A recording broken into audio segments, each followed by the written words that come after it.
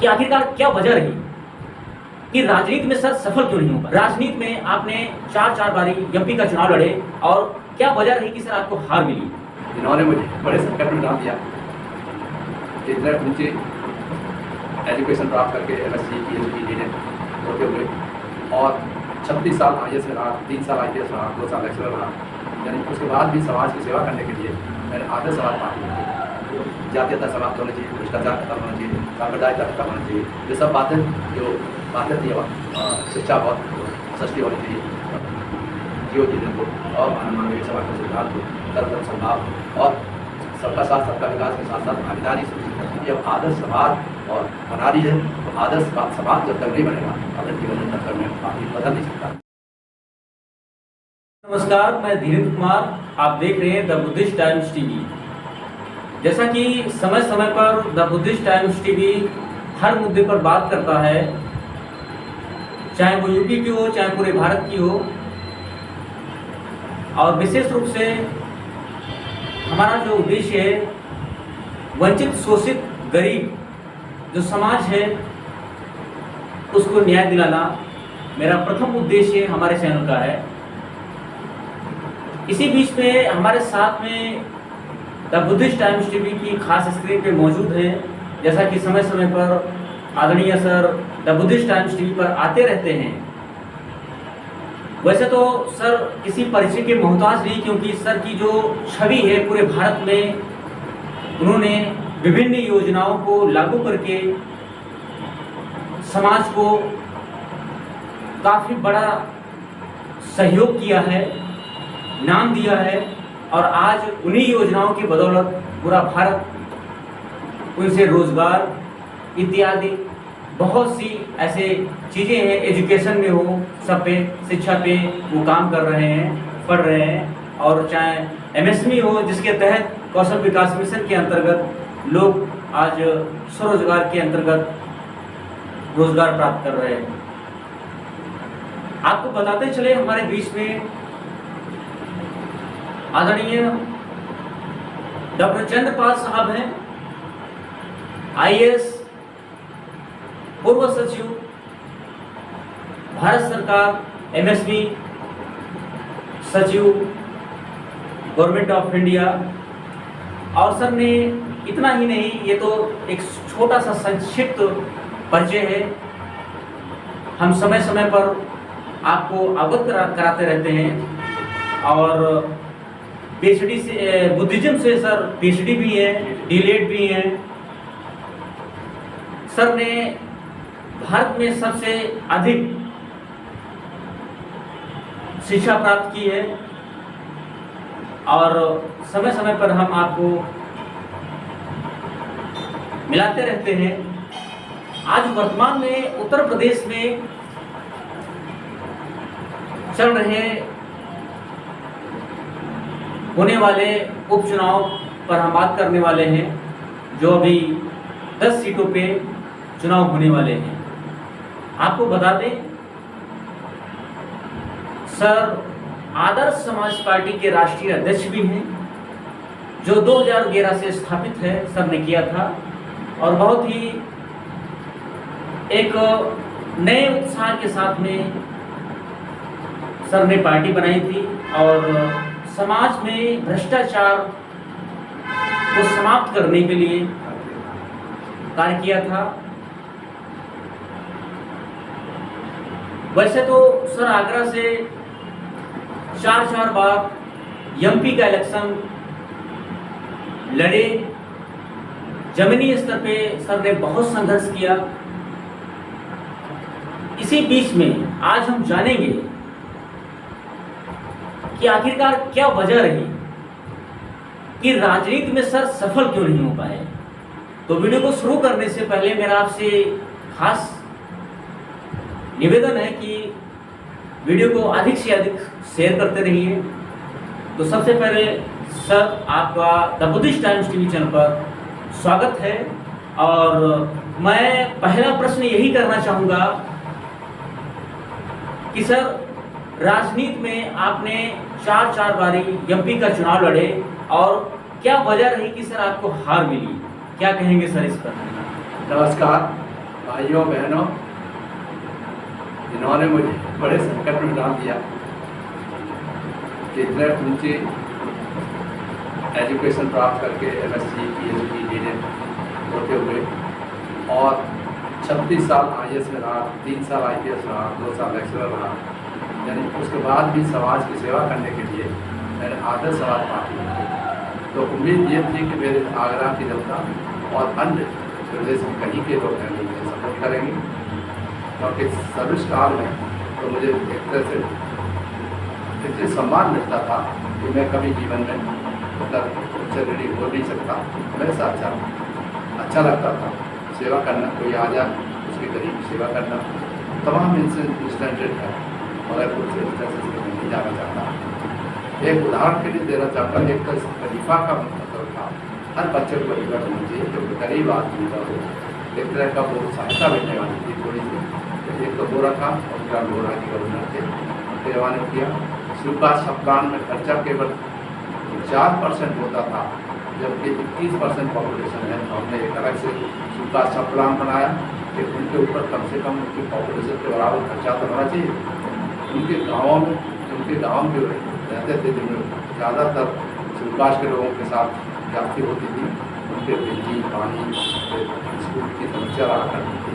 तो हमने कहा उनके लिए स्पेशली सुकाश प्लान बनाया और उसमें कहा कि उनका जो पॉपुलेशन है उतनी उनके ऊपर खर्च अवश्य होना चाहिए। ये उत्तर प्रदेश में सबको पहले 95 में किया था और उसकी वजह से काफ़ी राहत मिली। हाउसिंग कमीशन 86 में हमने हाउसेज के बारे में पूछा कितने हाउसेज इनको मिलते हैं इसके पास को, तो पता लगा कि हार्डली 2% ही हाउसिंग अलॉटमेंट हुआ था। तो हमने कहा भाई इनको मकान किराए पर भी नहीं मिलते, तो इनको कम से कम मकान तो सरकार की तरफ से पैसा देने पड़ता और उनको खाली ले जाना चाहिए। मगर अकॉर्डिंग टू हमने योजना कर दिया और बोर्ड से ले जाकर साथ रख दिया। कम से कम हर हालत में इस विकास की पॉपुलेशन के बराबर इनको मकान देना चाहिए। शिक्षा मैंने देखी, ये देखी प्लस जो गाँवों की स्थिति, जो गाँवों में विकास के काम जो होते थे सेपरेट, वो उनको कोई पूछता नहीं, क्योंकि एमएलए जो बनता है उनके वोट से बनता है, मगर उसकी तरफ ध्यान नहीं देता। फिर उसके बाद में भी सर आखिरकार ऐसी क्या वजह रही कि आगरा से आप 4 बार जो है चुनाव लड़े और सर आपको हार का सामना करना पड़ा? सर ये मुख्य सवाल सर। एक्चुअली आप ये तो मैं क्वेश्चन खुद ही पूछ रहा हूँ, इसका उत्तर क्या है?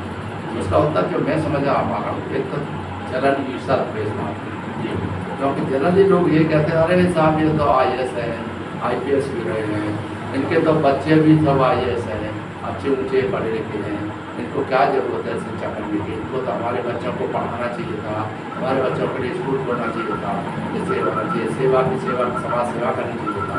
तो मुझे आश्चर्य होता है कि मैंने तो इन्हीं की सब योजना बनाई, सरकार में रहते हुए समाज सेवा की, फिर क्यों ऐसी बातें करते हैं? काम पढ़ा के जो आगरा के लोग हैं उनमें कुछ जनरली तो गरीब भी हैं, कुछ लोग हैं जो जूते बनाने वाले फैक्ट्री वाले मालिक बने हैं, वो वहाँ पर भीम नगरी सजाते थे और भीम नगरी में हमारा रोल बहुत ज़्यादा रहा क्या सरकार में सेक्रेटरी वगैरह तो आके ये लोग कहते थे हमारी सहायता कराई जाए।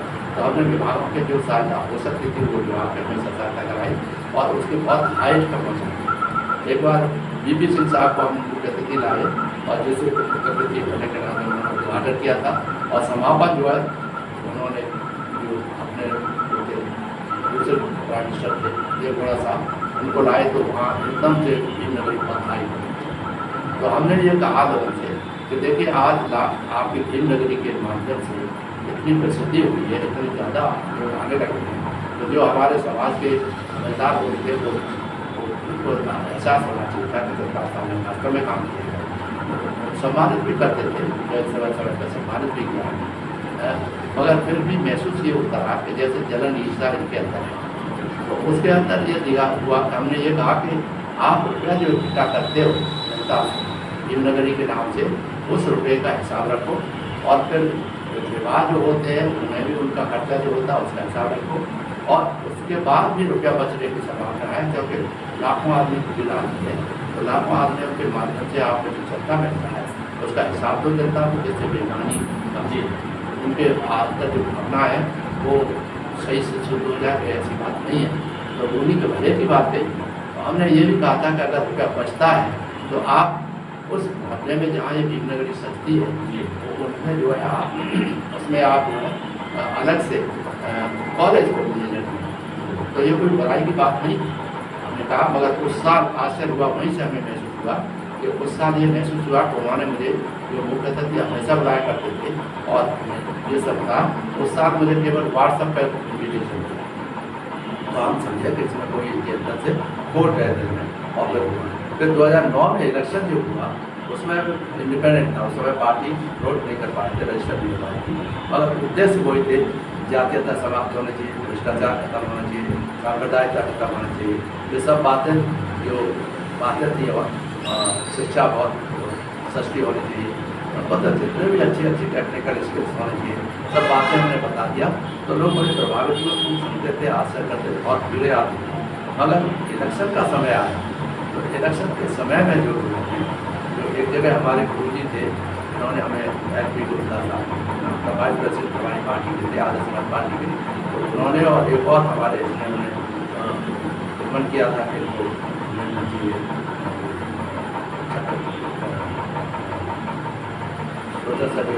उपहार को प्रस्ताव होता है पद्मश्री उनको मिलना चाहिए। पद्मश्री उनको अच्छे डॉक्टर थे, पद्मश्री मिल गया।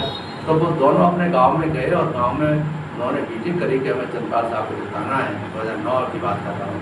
उन्होंने ही खुद कहा है गुप्ता साहब ने कि साहब देखिए हम गए थे तो तमाम भीड़ थी, आपकी तारीफें सुन रहे थे कि साहब ये चंद्रपाल साहब तो हम चाहते थे, सब काम करते थे, उन्होंने जो हमारे लिए ये किया, हमारी ITI खोली, 84 ITI बनवाई और वो तहसील बनवाई, हमारी तहसील बनवाई, हस्ताक्षर बनवाया, जिला बनवाया, जहाँ तक आगरा का संबंध है तमाम आगरा के तो वहाँ पर भी हमने जो बनवाई और बनवाई, तो सड़कों के लिए और लेदर के डेवलपमेंट के लिए लेदर का कॉम्प्लेक्स बनवाना ठीक होगी। मगर फिर भी उन्होंने जो सब तैयार थे लोग वो 2009 एक आत्मक लड़का खड़ा हो गया और वो गद्दार से उनका शाखा था, उन्होंने एल.पी. गुप्ता साहब ने भाषण में मुझसे कहा 2019 के समय कि साहब आपको क्या बताएं, इसका क्या जवाब। वो खड़ा हो गया, कहता है कि साहब आखिरकार वो जाटर तो है। अब मैंने कहा यही आप समझ लीजिए कि जात की बात जब होने लगी तो नेचुरली जात जब मैं जाटर तो नहीं बदल सकता, मैं जात तो जाता भी रहूँगा। हालांकि मैं जात के समाज की स्थापना के लिए प्रयासरत हूँ कि किसी तरह से कहीं मौका लगे और देश में कभी भी मौका मिले मैं सुनिश्चित करूँगा कि जात को कैसे महसूस करना, कैसे समाप्त किया जाए। ये सबसे बड़ी प्रतिष्ठा ये सवाल। उसके लिए हमने जब पार्टी बनाई तो उसमें भी पॉइंट्स रखे कि जातीयता कैसे समाप्त होगा। उसमें संविधान तरीके से हमने कहा कि आर्टिकल 17 है जिसमें ये कहा गया है कि whosoever practices untouchability he will be punished। ये संविधान में दिया हुआ अमेंडमेंट। जी बिल्कुल सर। उसके बाद जो है इसमें साथ में ये भी कहा कि आप उसमें अमेंड हो जाए और उसमें तो ये कहा गया कि whosoever practices untouchability he should be punished और not punished। उसमें ये भी कहा गया whosoever practices caste he will be punished। केवल अनटचेबिलिटी नहीं, कास्ट। तो ये नया हमने जोड़ा। दूसरा देखा कि आर्टिकल 18 है संविधान का, उसमें ये था कि ऑल टाइटल्स आर हियरबाय अबॉलिश्ड। अब ऑल टाइटल्स में कास्ट टाइटल्स नहीं अबॉलिश किया, इसलिए हम चाहते हैं कि उसमें अमेंडमेंट हो और कास्ट टाइटल्स भी अबॉलिश्ड। ये जो है आर्टिकल 18 में दिया गया है और 18 के अनुसार हमने अपने संविधान में रखा है। पार्टी के संविधान कोई भी इसे पढ़ना चाहे तो समझे, इस पर विचार करें।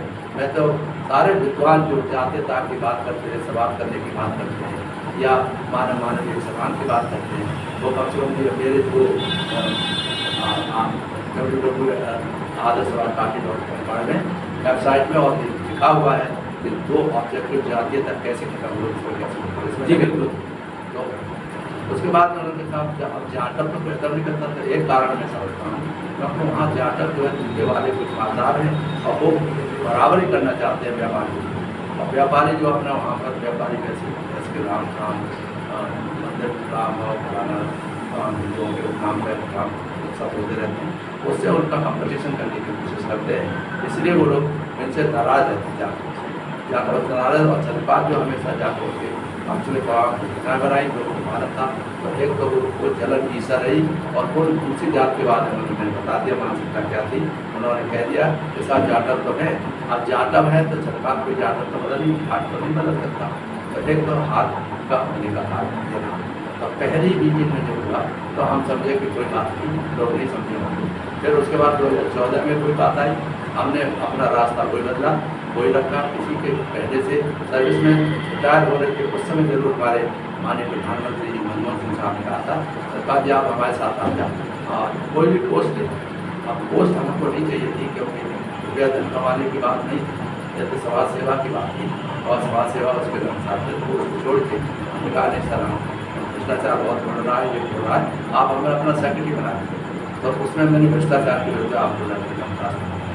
तो उसके बाद उन्होंने कहा और जो एक दोस्त थी नटराज मिश्रा साहब ने भी मुझे बना करके अभी भी कहा आप आ जाइए मोदी साहब के साथ इनका बड़ा बना होगा। तो साफ साफ कह दिया होगा हमने पार्टी बना दी। अब पार्टी में जो उद्देश्य है, अगर कोई पार्टी ये वाले उद्देश्य हमें दिखा दे, जात पात समाप्त हो, सांप्रदायिकता समाप्त हो, भ्रष्टाचार समाप्त हो, आपका जो है ये और नई नई बातें अच्छी शिक्षा मिले, सबको बराबर का अधिकार हो, जियो जीवन को और मानवीय समाज का सिद्धांत हो, सर्वधर्म सद्भाव और सबका साथ सबका विकास के साथ साथ भागीदारी सुनिश्चित करती है, ऐसी पार्टी कोई लेना चाहे, अपने साथ लेना चाहे तो मुझे आने को तैयार।